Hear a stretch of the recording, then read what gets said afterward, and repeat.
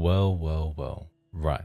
So, straight off the bat, it's really important for me to provide some context that affects not only my impressions for Divine Divinity, but for every title I've reviewed and will review for the foreseeable future.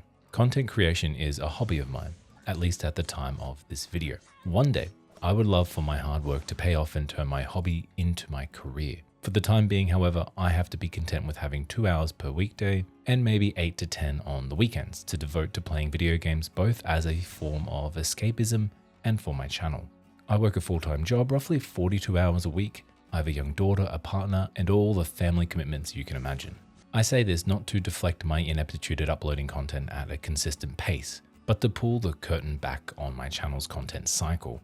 Because let's face it, even with maybe 20 or so hours a week to spare, sickness or a few hard days of work can easily cut the time I have for my channel in half. So choosing to play Divine Divinity was an admittedly bold choice. It's a time capsule of gaming, a relic to an era of video games that respected the player's intellect and intuition, but rarely their time, a gamer's game, so to speak. But with the announcement of Divinity at the 2025 Game Awards, Larian's next big project, I thought it was the perfect opportunity to step back in time and experience this 24-year-old franchise from its very beginning.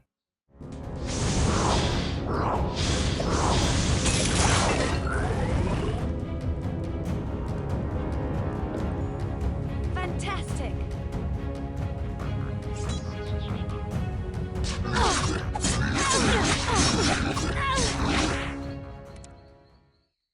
But let's circle back to my opening spiel. I began this video by talking about my personal life for a very important reason.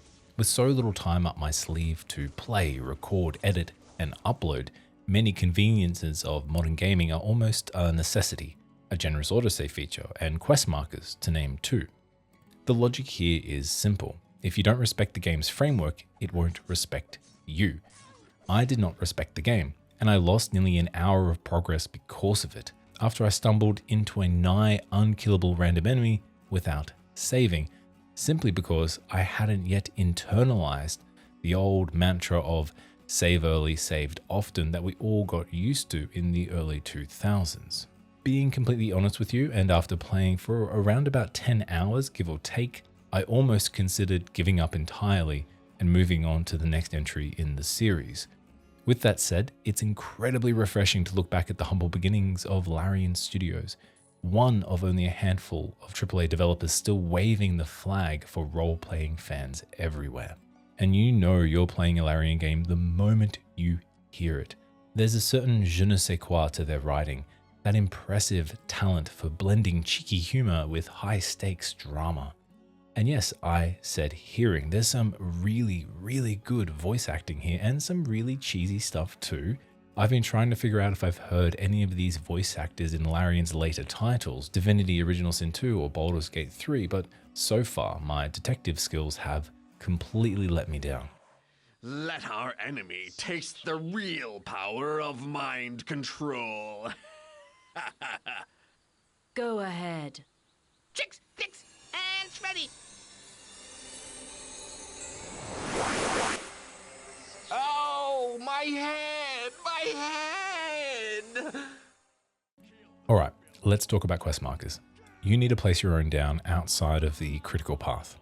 Pretty much all of the side quests will not tell you where to go or even where the NPC was where you started it. You need to utilize the map to its fullest, something I absolutely failed to do early on.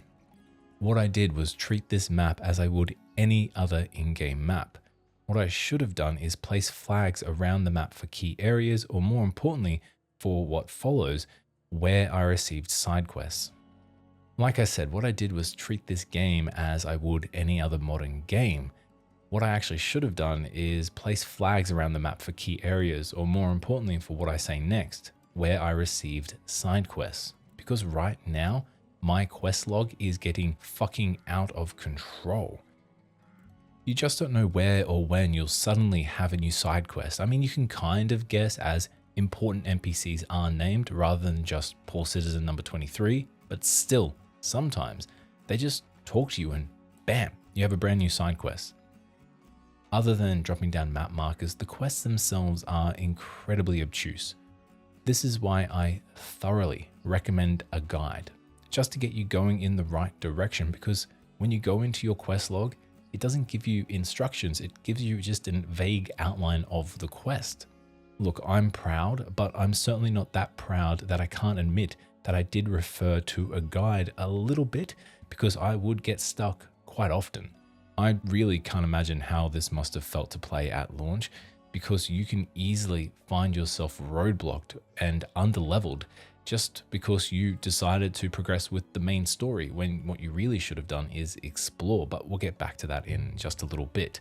I want to take a moment to show you this map, in part to highlight my point of getting lost and overwhelmed, but more importantly, to show you just how fucking big it is. And there's a lot of dungeons and caves to explore on top of it all. And I guess that's the best segue I can think of to talk about my favorite thing, or one of my favorite things about Divine Divinity, and that's the world. It's alive. Dogs bark at you as you walk past, and cats chase rats around the field and through crumbling homes. There's even one NPC you'll find at his forge, but if you want to purchase his goods, you have to follow him inside his store.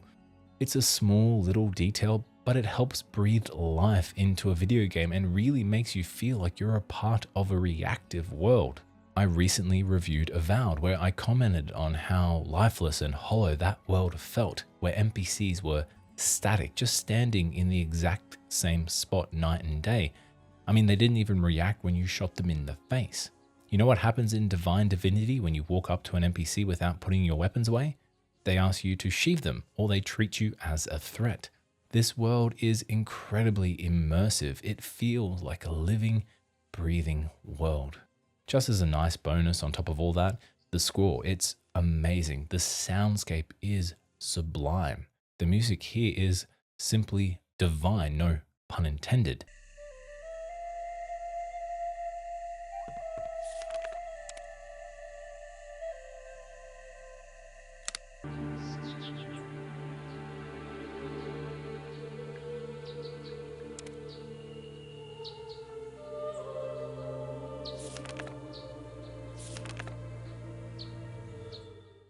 I genuinely can't get enough of it.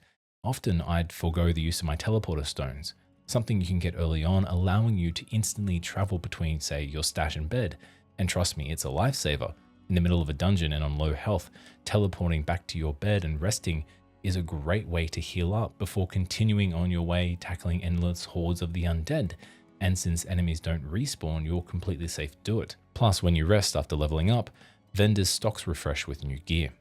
And I suppose that brings us to combat. Divine Divinity utilizes real time with pause, and you'll quickly find yourself in an incredible world of hurt if you fail to utilize one core component, the spacebar and pausing the game. One of the best tips I can give you, especially in the early game, is to get familiar with pausing. Enemies move and hit incredibly fast, and the biggest mistake I made from the very first combat encounter was treating the combat system like a hack and slash. Needless to say, I died a lot. Because enemy sprites will often overlap, even if you do try to tank the damage, your mouse button will often find the pixel next to the stack of enemies rather than their hitboxes. Pausing naturally allows you to precisely target the biggest threat. You can also heal, change spells, or maneuver out of enemy attacks. Seriously, you can't pause enough. Even now, I'm still relying on pausing the game to ensure I'm targeting the correct enemy and not wasting my mana. And that brings us to character customization and buildcraft.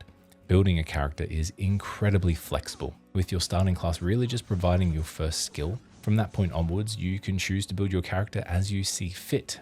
Although I really do recommend dumping some points into agility no matter what build you're developing, as agility governs your accuracy and defense. Anyone who's played the tutorial dungeon in Pathfinder Wrath of the Righteous will probably be having Vietnam flashbacks when I mention how much you fucking miss early on. Each time you level up, you'll be given 5 attribute points and 1 ability point, with an extra ability point every 5 levels. Skills are certainly not built the same though. Early on, I invested on the repair skill, as all gear has a durability stat, but it was ultimately wasted, as you'll eventually be able to pay vendors to repair your gear. Despite the steep cost, it's by far the better option, since the repair skill will only give you back 1 or 2 points of durability, while the merchants will completely repair the item. And you're going to be looting so much gear that gold shouldn't really be a problem. You can even utilize your teleporter stones here to have one set up at your favorite merchant, so you can just collect all the useless gear, as being encumbered doesn't affect your ability to teleport. Go ahead and sell everything and jump right back into, say, the dungeon you're clearing. Larian just really has this unique way of building in a mechanic that allows the player to exploit it by design. It creates these really fun moments. I love it. I think it just adds a certain charm to the games, no matter how old they happen to be. Unfortunately, there's no respec option though, or magic mirror, a staple of future Larian games. Dumping my ability points into the repair skill just simply was a bad choice that I have to live with. I can point to a few more skills, so again, I really recommend you look out a guide before you start playing, just so you can map out your build beforehand, because not all skills are built equally. You can have one spell equipped at a time, which is bound to the right mouse button. I'm building a spell sword character, so combat normally begins with me casting shield, meteor strike, hell spikes, or curse, and then trading blows with my sword and shield. Combat can be a double-edged sword though. While building a character is fun and free-flowing, the core systems are a product of its time and can often feel unrefined and lacking that player-first approach that Larian has now become known for, because you're going to be bumping into random high-level enemies sparsely sown around the map. It's bizarre, there's no rhyme or reason. Instant kills are going to be a part of your playthrough. There's nothing you can do to help that. And this brings me back round to the modern luxuries of autosaving. Transparency is the word I'm going to be using for this next little bit. Throughout this video, you may notice my save files labeled as save scum 1 to 3.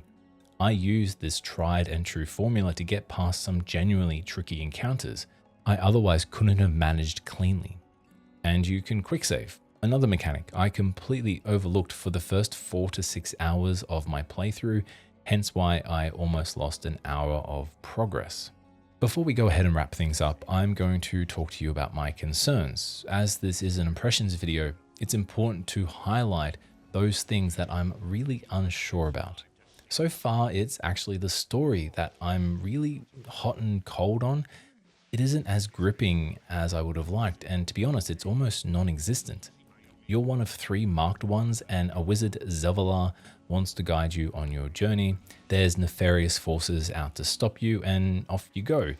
In the background, there's an impending war between the dwarves and the elves, with an invasion of orcs also thrown into the mix. I must admit the narrative does take a backseat to exploration and role-playing, just a little too much, but my research has pointed to a less than happy time at Larian Studios during the development of Divine Divinity. If there's one thing I want you to take away from this impressions is that I am having a good time, but I also had to take a break for a few days. My failings to fully understand what Divine Divinity asked of me proved a little more frustrating than I really cared to admit.